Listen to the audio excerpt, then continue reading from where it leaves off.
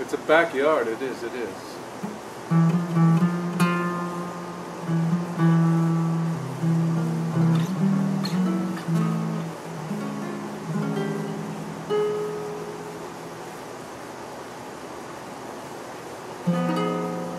A neighborhood somewhere in the south of somewhere, north of nowhere, and east by east-west.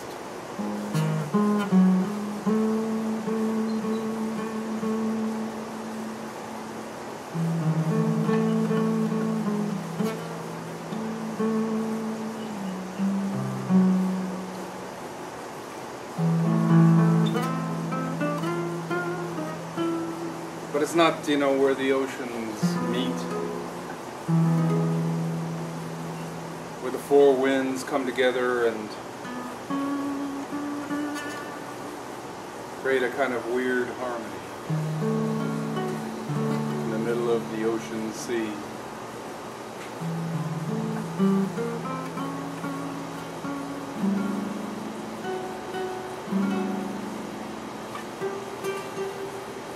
Oh, it's just a neighborhood of analogy.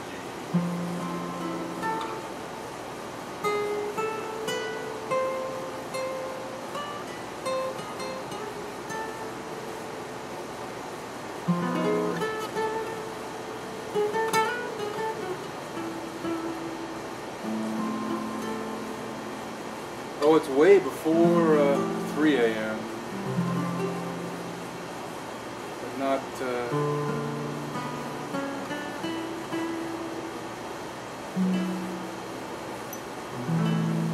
way before midnight.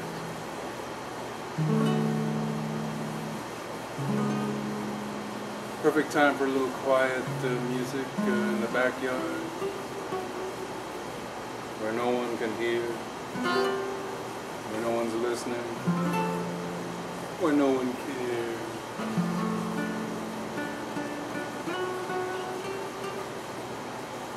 And the air conditioner hums along its incessant song of cool certainty about the course of poverty, you know.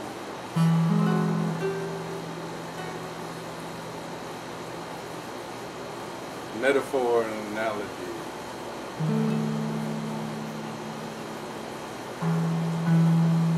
Summer's over.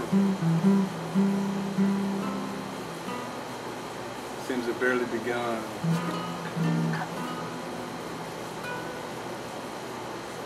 I was having fun.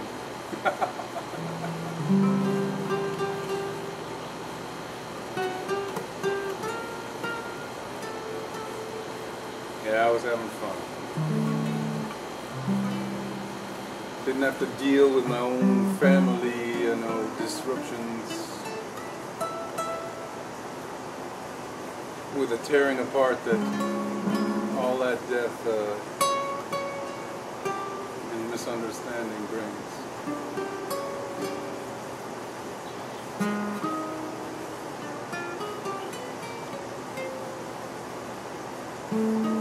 And years apart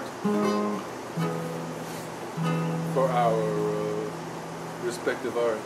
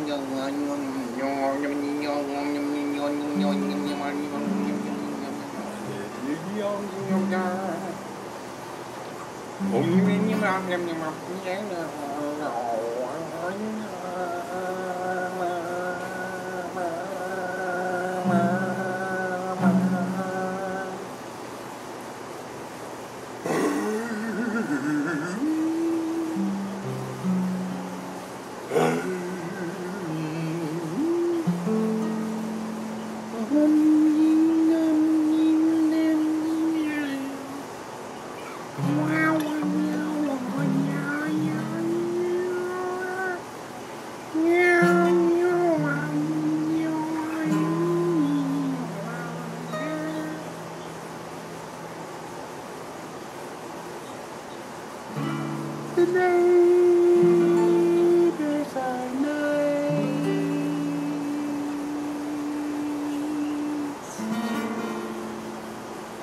Everyone is pretty nice.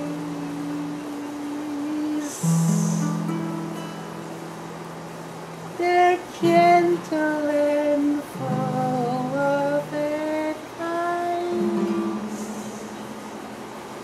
Full of advice, full of advice, full of advice.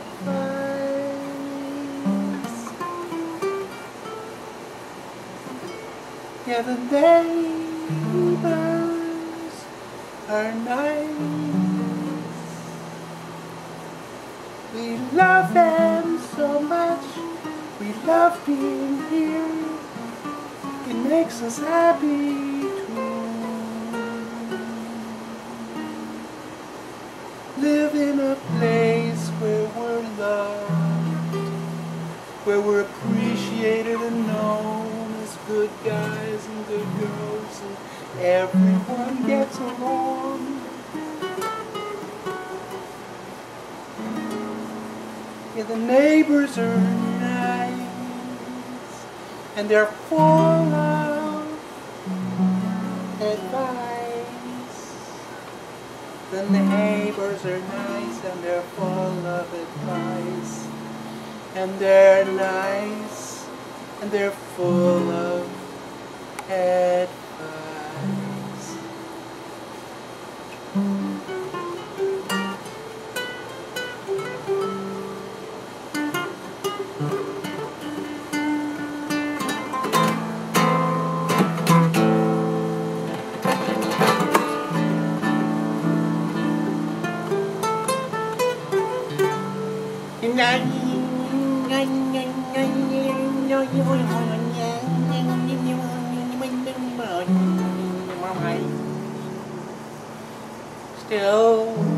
trying to learn how to do this nose. This Honduran nose. Is it Honduran nose singing? Is it Honduran nose? Oh, no, it's from the Andes. No, it's from the Andes. No, it's from Sandy or Candy. Somewhere in my memory.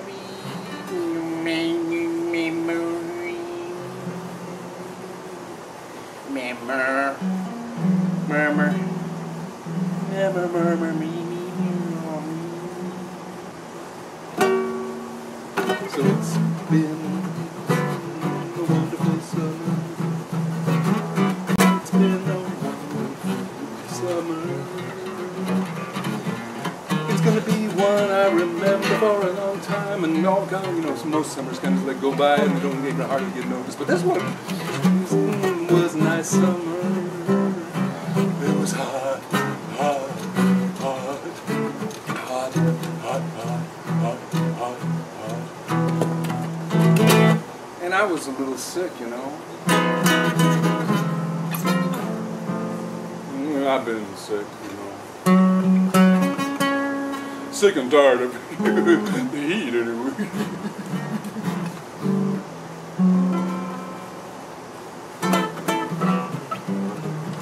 This was the end of summer. It's the end of summer. Fall's coming soon. About 4 weeks ago, in the middle of the summer, someone was singing in the backyard, tuning till 3 in the morning. No one seemed to mind, so I figured I'd take a little time and, you know,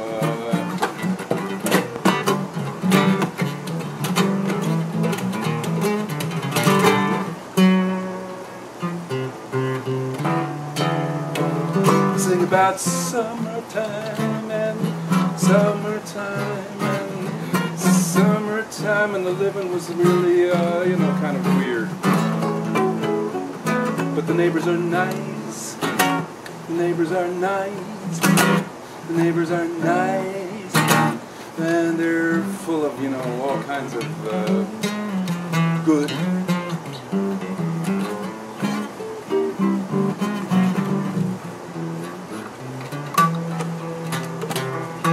Advice. They're full of advice.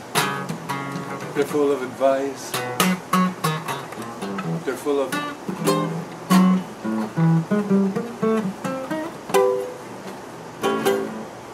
advice.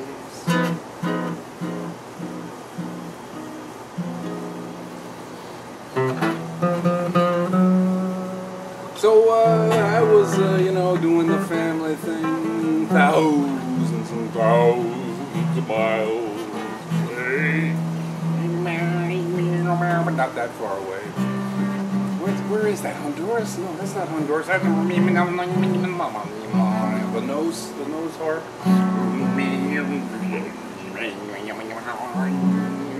Singing through the nose. That's like, you know, over there, you know, on the tall mountains, K2 and stuff. Tibet.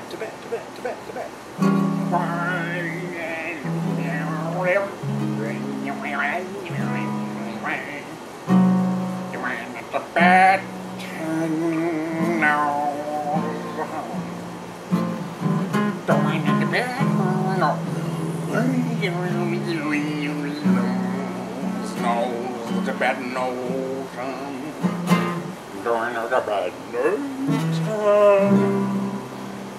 and I think I'll come quietly into the house now, or maybe not, or maybe not.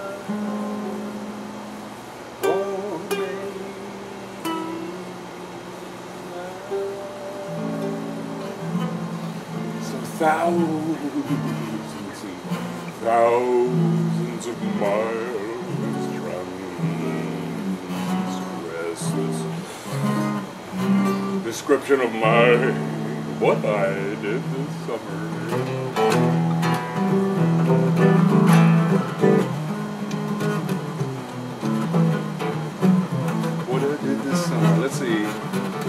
was just about getting ready to, you know, learn some of the stuff that would help me make a living, you know.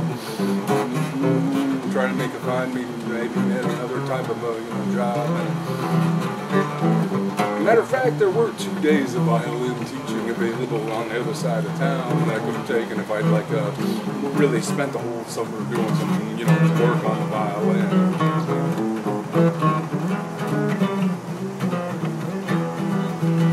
And then I was, you know, supposed to like, you know, finish up that book of poetry, and that could have been sold somewhere, maybe. You know, I don't know. I probably just too awful. But, well, I'm not, you know, my self-esteem's a little low right now, so maybe it would have been sold. Maybe it would have been all right.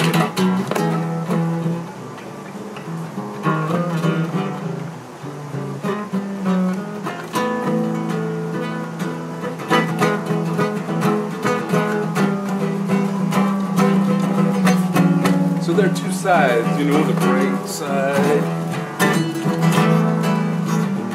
and the shadowy side of this story.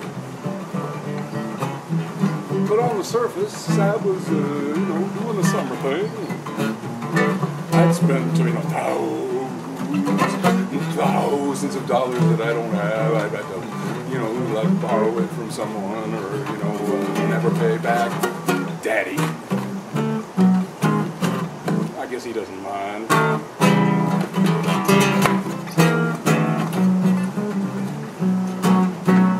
I guess he doesn't mind that I, you know, spent thousands and thousands of dollars, and I just about get there to do that work, you know, the work that he was expecting me to do with that money, and, you know, like all the tools. I had bought the tools. The work up there, thousands and thousands of miles away.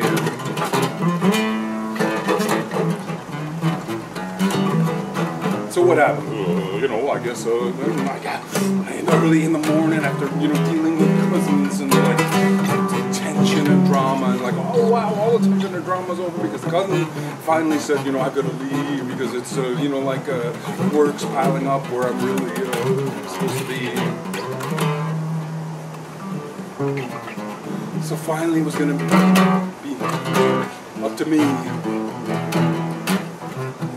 fix the place.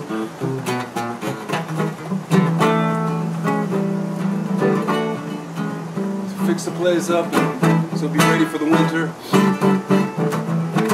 Because no one else had really taken the time because they're all getting older and well, you know, there are arguments going on there too.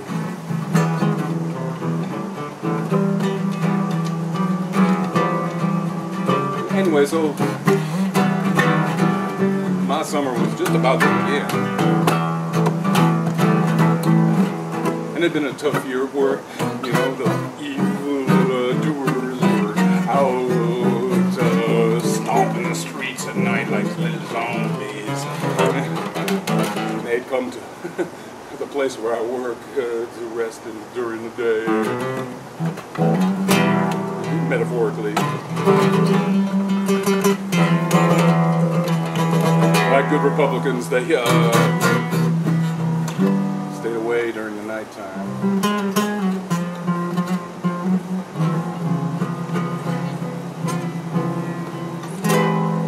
And listened to their right-wing radio during the day, you know. Nothing like a little brainwashing before breakfast.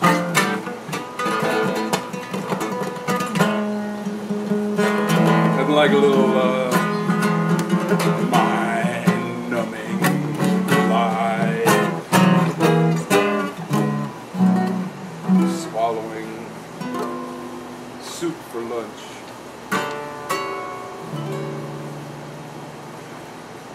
Dinner of a little donated dollar from the churches they disdain, sort of. Anyway, so it was a tough year or two at work.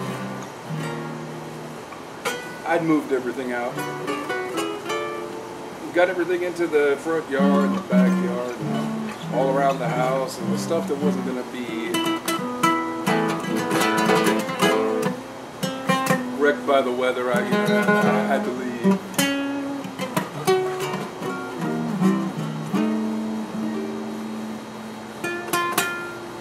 To leave on time. To get all that stuff done. To not waste a dime of other people's money.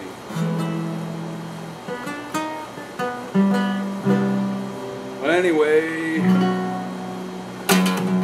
it was morning. The phone rings. Ah, you gotta get back here. Emergency, emergency, emergency. I'm pulling up all the leaves and everything because there's a city ordinance violation sticker on the front door. And they're saying we can't live here anymore. They're saying we're out of the neighborhood. This fancy fucking, excuse me, beautiful neighborhood. Welcome to the neighborhood, all you renters and you homeowners. We've just been here 50 years. The house is older than yours, maybe it is, maybe we're having a little trouble working on it, but did you have to call the city to get like every ordinance violation in the book written down on this property? When you knew I was gone. When you knew I was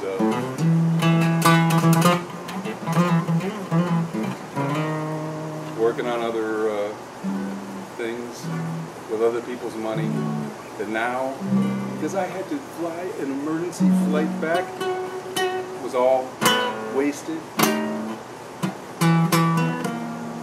And maybe the place won't be as good next year because the rot sits into it. My responsibility, my legacy, my life, my love, my place. Sometime soon, maybe.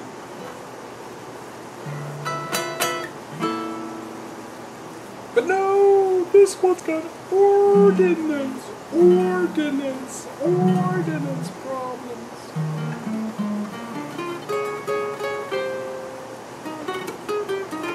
So I came home on an emergency thing, you know, and in the very, very hottest part of the summer, I fixed everything up. But I didn't know what to fix. Didn't know what was wrong. I mean, I know what the inside of it is, but on the outside, this little nuisancey neighborhood thing, they just had checked off a bunch of boxes of like generic ordinance violations that are kind of subjective and kind of nebulous, and based on safety justifications, many of them.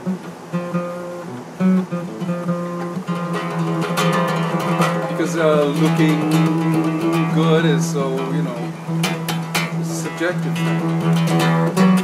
I could put art toilet seats in my backyard. I guess there was a toilet seat left.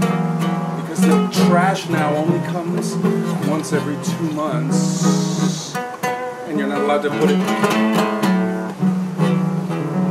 You're not allowed to put toilet seats in the regular trash, you know. So I guess there was a toilet seat in the back and a few deer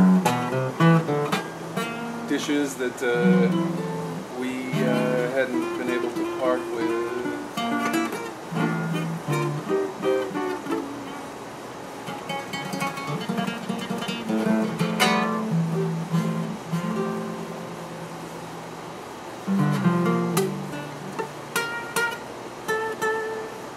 And I guess the little boys down the street who had been climbing all over the house had knocked down some bricks. And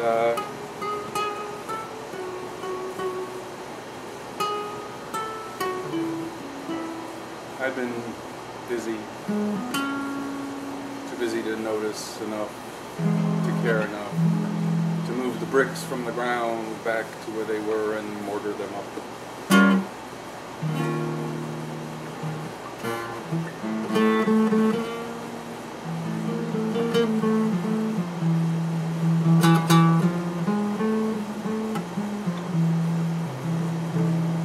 Some of the stuff I had to move from my music studio because they were supposedly bothered by the fact that they thought I was storing things there.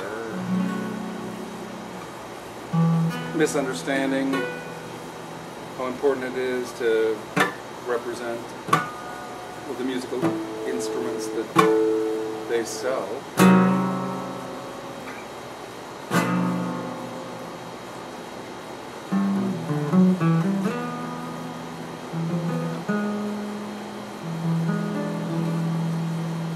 So there were a few boxes left on the front porch that I was hoping would melt under some rain,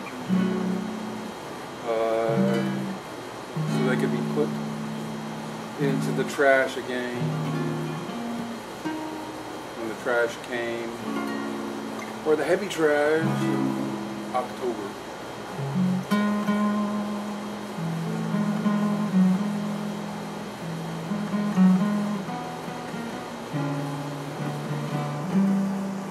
And we had left our municipal garbage can visible from the street. It was visible from the street. Sort of like those Dempsey dumpsters that then get surrounded by wooden awfulnesses, these fences that look like terrible things in the middle of a parking lot. And then someday they're not going to be good enough, those fences are not going to be good enough in the Dempsey dumpsters with the locks on them, and the fences are going to need to have trees planted around the fences, you know, to make it look better than fences look. And then, you know, then they're going to be someone peeing in the trees, and then they're going to have to be fences around the trees to make sure no one pees in them. So the Dempsey dumpsters don't look bad.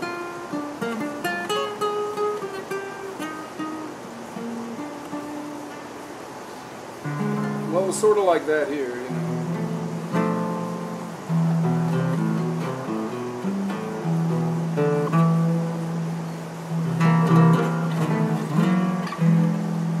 I was considering the possibility of putting some chairs out and playing some music in the front. And that visible trash can and those chairs. Oh, I don't know, like 4 folding chairs, 5 folding chairs, and 1 not folding chair, or 2. And those melting cardboard boxes on the front porch. Well, they I guess they were so bad that I had to be called back. The city had to be called with their little, you know, like it's just a little innocuous little neighborhood protection committee or something, you know. And a lot of it came from safety laws. Health concerns about dirt. Can't have dirt.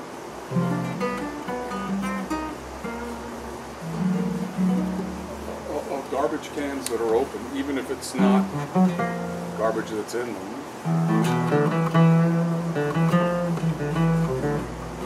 Or fallen bricks. So it makes the house seem not so waterproof. Waterproofing of the house was an issue.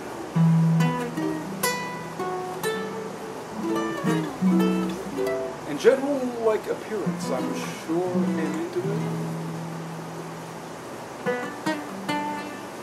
And that big misinterpretation about the, you know, the general overgrowth of 9 inches, minimum 9 inches for it to be ordinance capable. Ordinance violation capable. That of course is misinterpreted as a few 9-inch weeds, and there were some of those. They've gotten to 12, but it was only in, you know, a section. It wasn't a general overgrowth like the law was intended to mean.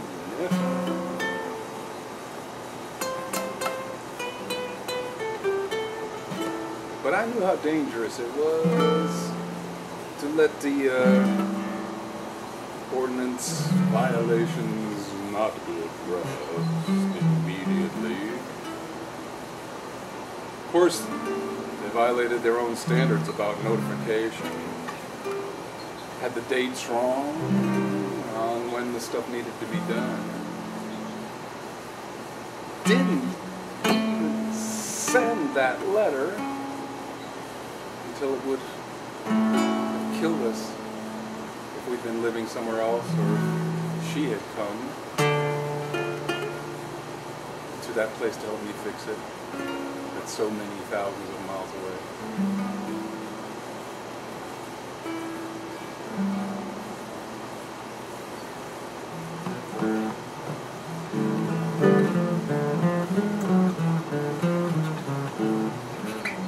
So I asked the neighbor what could possibly be things that they were complaining about.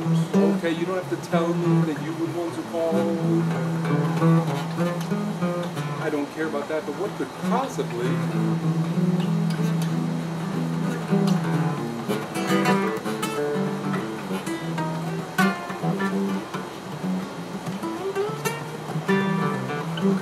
be the things that bother neighbors so much? Because I know that the only thing that really matters to the, the neighborhood committees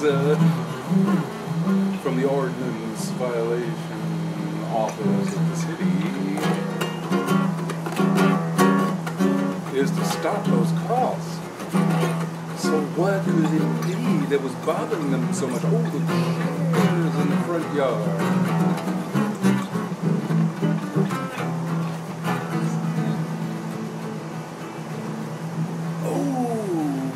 Pink flamingos. Those were like dangerous in case there's a hurricane, and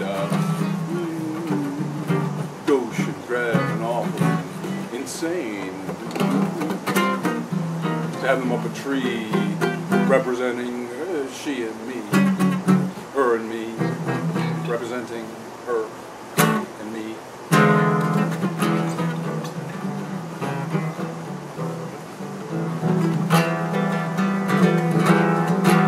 So as I moved the stuff out of the way to really do the work that they had forced upon me, a little bit amused by an excuse to be with my lady,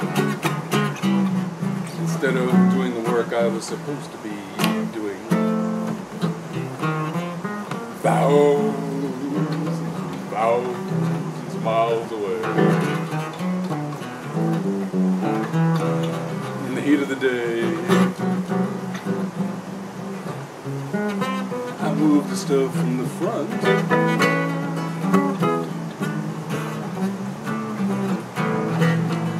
to put the tools in the front and the trash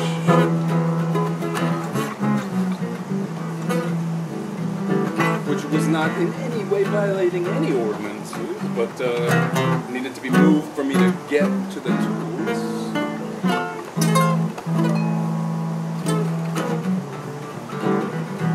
So as I'm moving, the stuff out of the way, one of the neighbors says, "Oh, how cool it is!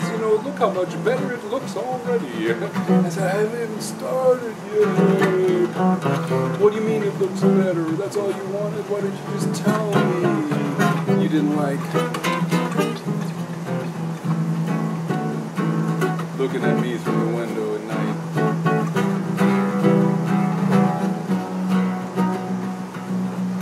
Whatever it was that made you uptight. The vines on the trees, which actually are kind of flower that blooms purple in the spring. Blooms orange in the spring. I get those confused sometimes. Or is it the fall? Or midsummer when there's no color at all? Orange in midsummer when there's no color at all. That's right, that's what it was. And those vines are the only thing strong enough to be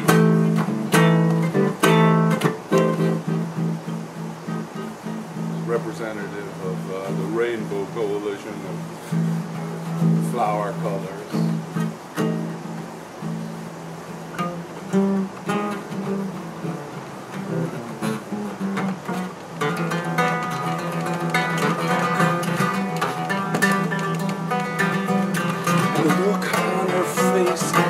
when I said that, my gosh, isn't it just plain ironic that, you know, like now, because someone called,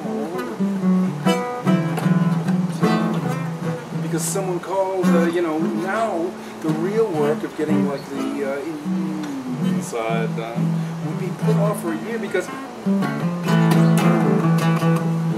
now that the house has been ordinanced, it has to be the same for a year just to be safe. It has to stay that way, or it's an automatic violation.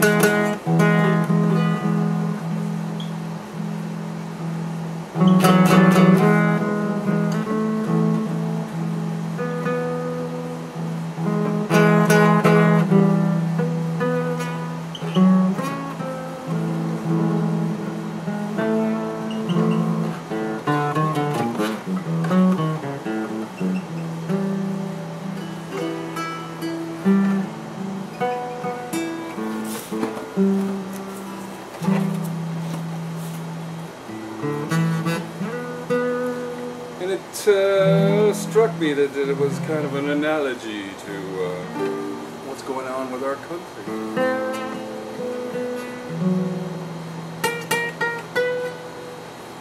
What was going on with the battles I was fighting thousands and thousands of miles away. That pet peeve of mine, the tyranny of the meek. Tyranny of the quiet, silent folk. Tyranny of the meek. Tyranny by the meek. To keep anyone who hasn't been frightened out of singing their song all night long.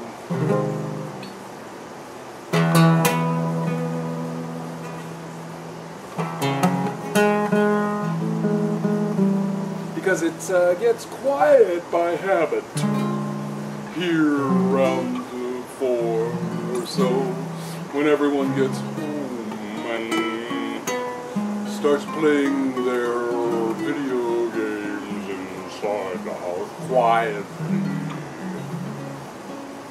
conforming with what they see.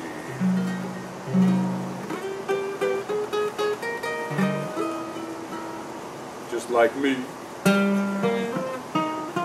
conforming to mediocrity, but still trying to do no.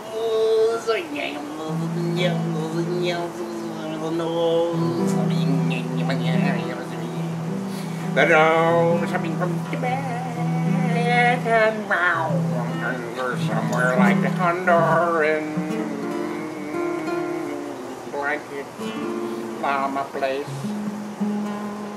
The llama place.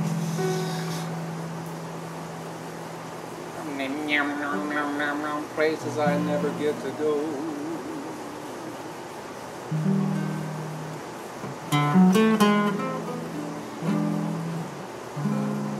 Yeah, it strikes me that it's a lot like this country, don't you know?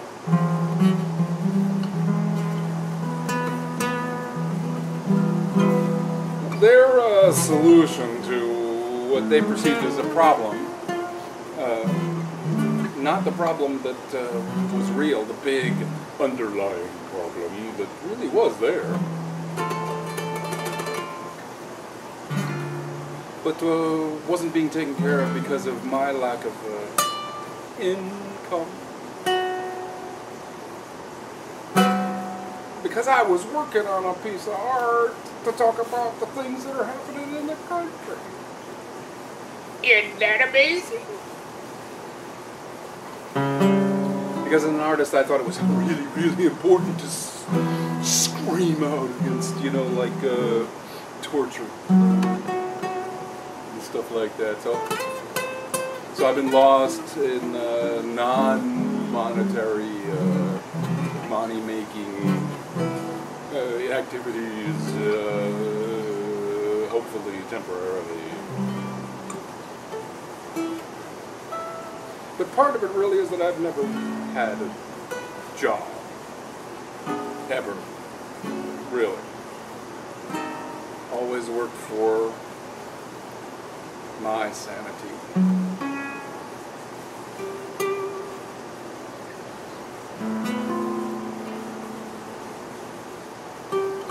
So it struck me that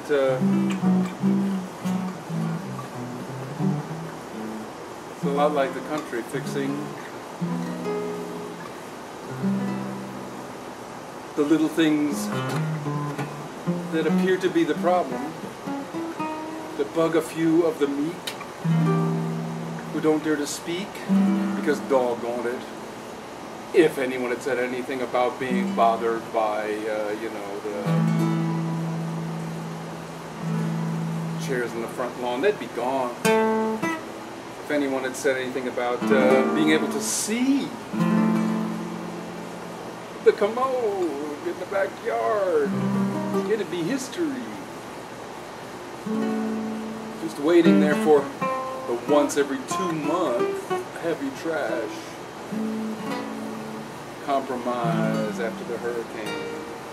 Well, wow, we could do it once every 4 months. What do we do? Once every 1 month.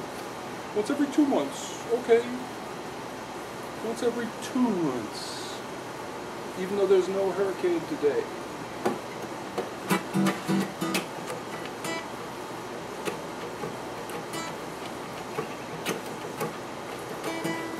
So the inside stuff got pasted over, and now it's a year before anything can be done about that stuff, because the outside stuff is now mandated to stay the way it is for a year. Hear, hear. Because they pasted together the laws like the outside of a house. Forgetting the Constitution was like you know, something worth saving, instead of picking away at it so that there was nothing left. And by the way,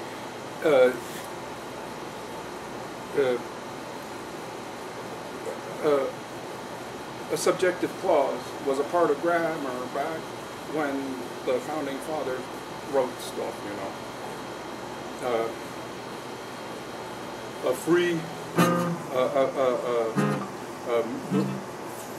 well-regulated militia being necessary to the freedom of the republic, whatever. I got the words a little wrong. Okay, bad me. That's the subjective clause, the least important one. The main clause is the right of the people to keep and bear arms shall not be infringed. But somehow even Dershowitz wants that one wrong. I thought he knew the language, subjective clauses and grammar and all. How could he fall into that trap of interpreting things for convenience? I try not to.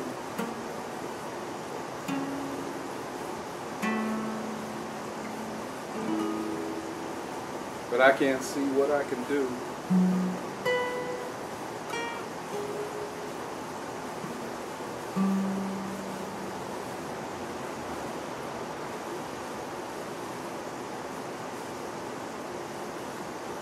When no one accepts we is me.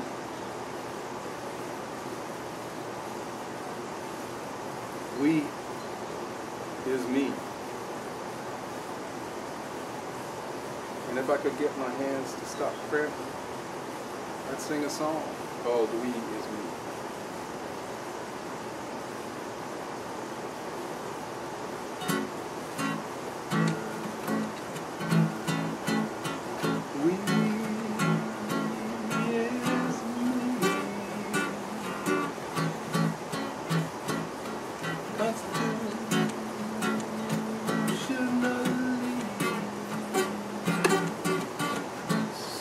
Very decisive, may have made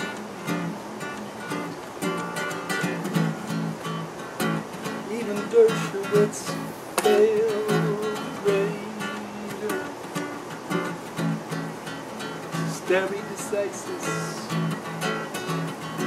Stare decisis. Justus interruptus. Falling houses don't care what color paint is there. Falling houses don't care what color paint is there.